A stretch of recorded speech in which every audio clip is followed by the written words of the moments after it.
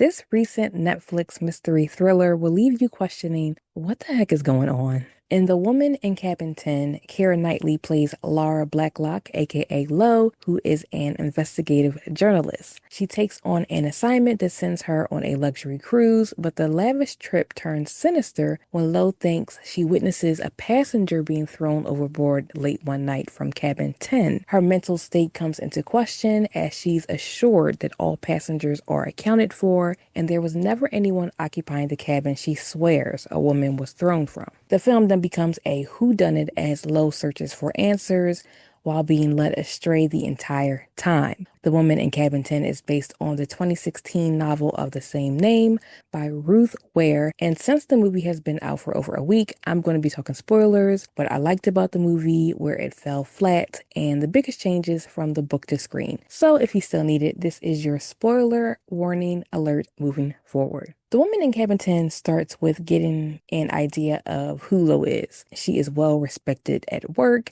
and takes her job very seriously. She just got off a job that ended with an important source being drowned because she was going to talk to Lo about a story. So Lo has this nagging notion in the back of her mind about powerful people silencing those who can take them down.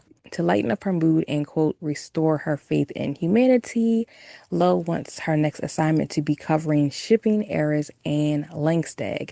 She has stage 4 leukemia, and her husband Richard is setting up a foundation in her name. He has organized a trip on a yacht to a fundraiser in Norway for board members, and Lo will cover it to raise awareness. Upon stepping on the yacht, Lo interacts with other passengers, including Anne's doctor, Lo's ex-boyfriend Ben, who is a photojournalist, and other notable board members along with the crew. We get a sense of how elegant this boat is and just how rich Anne and her husband are in those first moments of the film. During the first night aboard, Lo has a random encounter with a woman in cabin 10, the cabin next to hers, and Lo thinks nothing of this.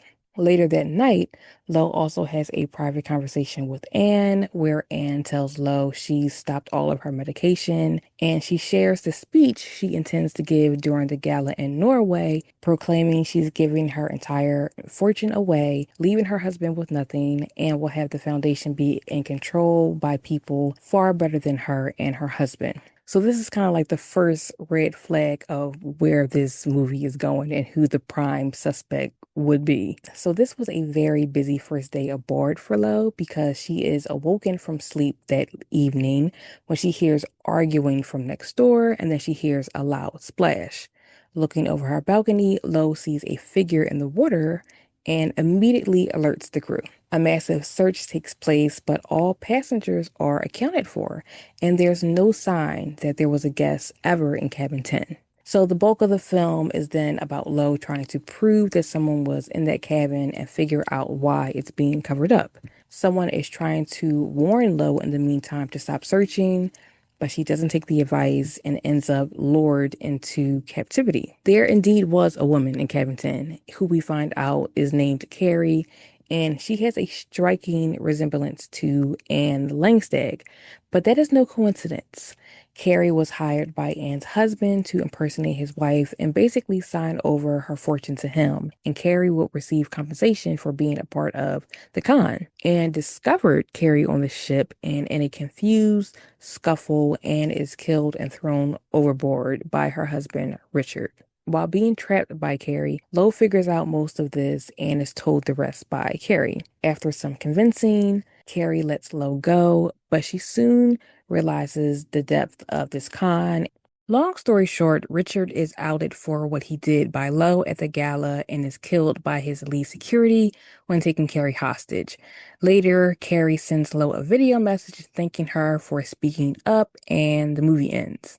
Now, to better talk about the good and bad of the Woman in Cabin 10 movie, I'm going to compare and contrast events that happened in the book versus the movie. The film had big changes from the book, and while I found the book to be incredibly incredibly slow. I did like the book better, and the changes in the movie didn't really work for me. First, Lo was a travel journalist in the book, and her disdain for her job was kind of a subplot that fueled why she was so hell-bent on investigating what happened to the woman in Cabin 10. She wanted to do more fulfilling work as a journalist, and she felt this opportunity was a way to get that. Also, Lo was on that yacht because someone who would have covered the story was on maternity leave.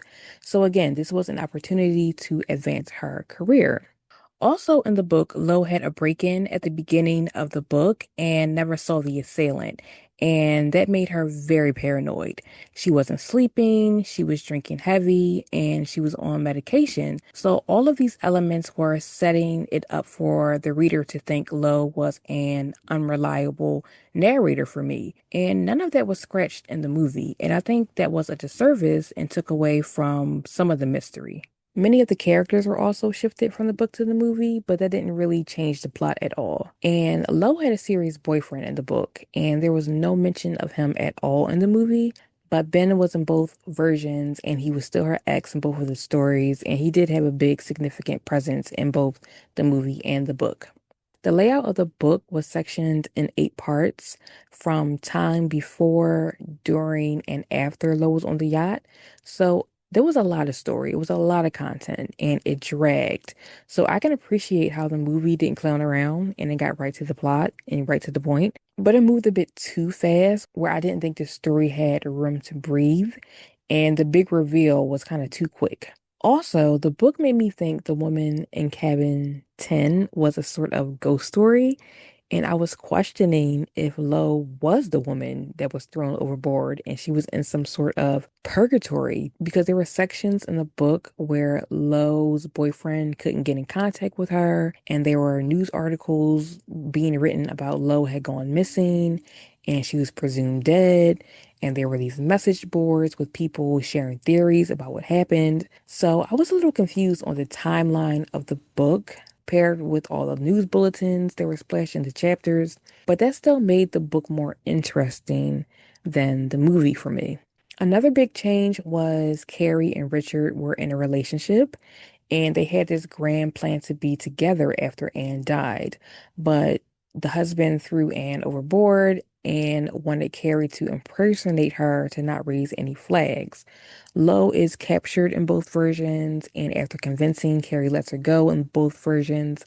But in the book, after running for her life, Lo makes it back safely to her boyfriend, and Richard's body is found at sea along with Anne's.